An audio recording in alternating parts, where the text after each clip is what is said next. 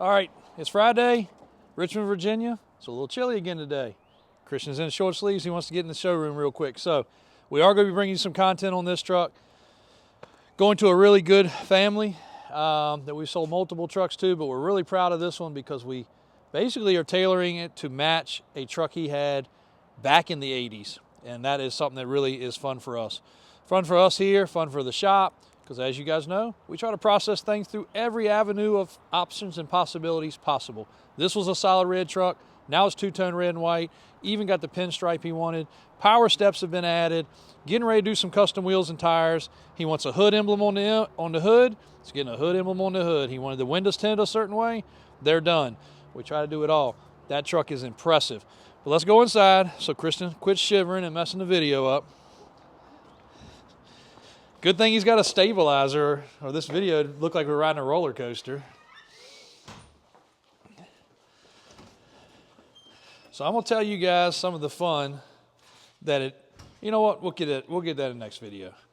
So in case you guys haven't seen or heard, we are buying ATVs and ATCs, basically to decorate our showrooms, but also because they are such an iconic piece. That truck out there would have had one of these in the back, going to the hunting club, going to the dirt track. That in the bed of that is what the 80s and 90s were all about, and the 70s, but more popular in the 80s because Honda, just some cool fun facts, Honda, 1969 with the first three-wheeler. There's some really cool stuff online that I got down a rabbit hole watching over the last few weeks of history of these things. The first three-wheeler was really looked like a bathtub with a set of arms out front. It was crazy looking. Then Honda came out with what still kind of looks like this in 1969. Then it got popular in the 70s. These are 80s models. These two units came from a father-son that had bought them for hunting 30 years ago. Local, pretty cool. I'm going to decorate our showroom. I'm going to might even shelf this building, but I'm going to shelf some of our other buildings, and I'm going to put all the different styles and all the different models in there. Because one, it's really cool for our old school customers, which are our main customer base these days. Two, one of them might come along and say, that's the exact one I had, and that's the exact truck I had, and if they want to buy them together and we put it in the bed and strap it down, we're going to do it. Like, we want to fulfill that dream. We want to be that guy. You can put two of these in the bed of that truck, which is the even cooler part. If you haven't ever seen that done, you just invert them. That's how we brought these two home, in the back of a long bed truck. But some people will say, oh, you're just catching on to this kick that's so popular these days. I wish we had our little album of pictures, which we will start dropping in as soon as we can get a little more time to edit these videos and make them a little more proper. We have had ATVs and ATCs since the infancy. Between my dad, us, and my uncles. Actually, my youngest uncle was the one that always had the cool toys growing up. He wasn't much older than me, and he was the one with the Honda Odyssey and the three-wheeler that he made a four-wheeler. So many crazy things like that. But I will show you something that is really neat from our history books. And also a fun fact. So before Honda had the first three-wheeler, Suzuki had the first ATV, all-terrain vehicle. ATC was an all-terrain cycle. Suzuki, in 1982, came out with the first four-wheeler, per Google anyway. And it was Suzuki LT125 Quad Runner. This one right here, I think, is an 84 or 85. We've had it since then. This was my dad's first four-wheeler, my first four-wheeler. I passed it down. Both of my brothers rode it. My youngest brother was the last to ride it, and he was a little hard on it. She needs a little love. But we've had this since the mid-'80s. It had racks on it, which I think I still have behind one of my sheds at a rental house, and I'm going to try to go find them. But they were stupid looking to me. Looked like a grandpa four-wheeler, so first thing I did was yank them off. Then I also purchased that one not too long ago as a parts one in case parts became obsolete on this. I would love to find some more of these too. But we're gonna build a cool display for these things because people come here from all over. We've had 2 customers here from out of state already this morning. It's fairly early on a Friday still. And some people just love to look around while they're here. One guy even bet, could we do his paperwork in 5 minutes? Because I told him that. He thought it was a joke.